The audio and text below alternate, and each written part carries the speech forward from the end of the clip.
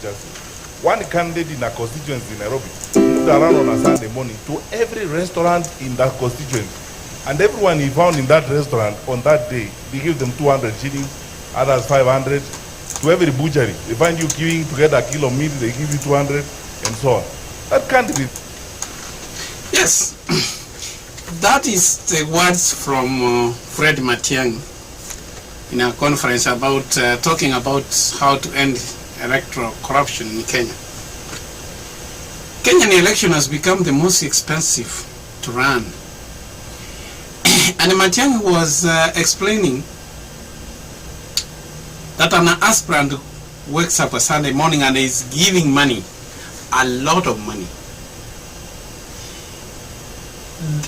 Is literally saying this could not be his money. That is very true, that what he was saying. We have seen people giving money in Kenya during election. That's why we have elected so many people who are not even supposed to hold any public office. It is very true that if you don't have money, if you have not made enough money to be a leader, a political leader in Kenya, one and only qualification is that you must have a lot of money, that you will be giving all the money. Some candidates now are crying that they are unable to run a campaign because in fact nobody listens to them because they don't have any money. Even some of them cannot go campaigning because when they are talking to the electorate require to be given money. It's an iron. Yeah, that is very true. Just see this clip. You can see an aspirant giving people money. And he's telling them that I will come again tomorrow to give. And if you followed the guy and you track their record, you discover they're one of the people that Kinoti is actually following up. But until Kinoti gathers enough information, the same people who are giving this money, they have collected intelligence that they have gotten this money through illegal means. And this same money they have got from illegal means, then now it becomes an issue when they are investigating them. You can listen. We have it from intelligence. And my judge friends who are in the room tell me intelligence is not evidence. You see, so the question is, and then you are faced with this thing of you are using evidence you have acquired from illegal sources. So I don't know how we will win. Because well, Dr. Fred Matiang'i, you shouldn't have, you cannot declare that evidence with the source of evidence. Yes, intelligence could tell you that there is, can point to you that there is something brewing in there. Then when you get the intelligence, you are supposed to act on the intelligence. That's where I will not agree being a minister for interior. Once the intelligence community has told you this, it is upon you to get the evidence. For example, if you have been told someone is having illegal money, then go dig deep and find the evidence. Where did he get the money? He has all these accounts. Follow, even use people in his camp to know where he is getting this source of money.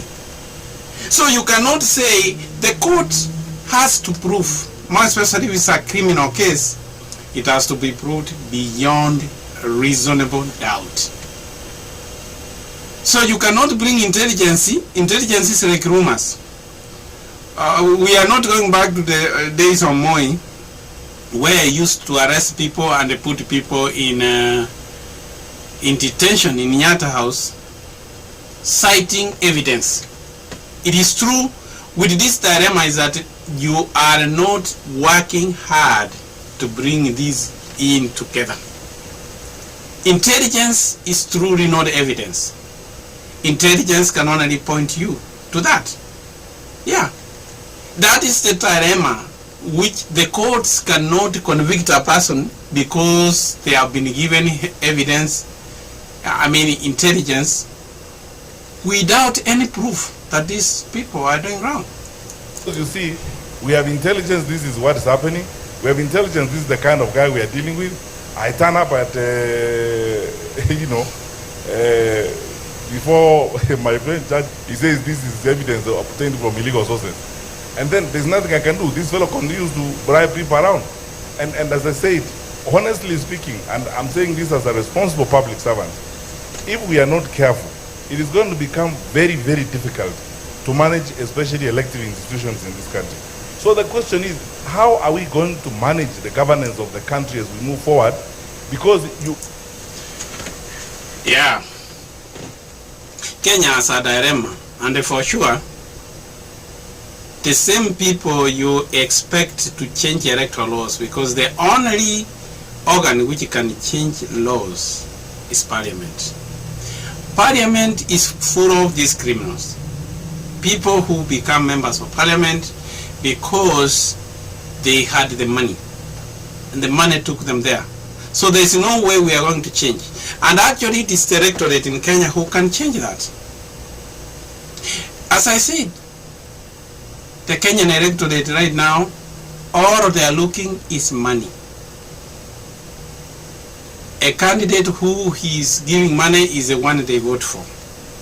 If they can change and vote for people who are honest, they can get all the money, but when it comes to voting, they need to vote someone who is honest. And until we do that, Kenyan election will be just a rubber stamp. And that is what we are going to see even this coming election. It will.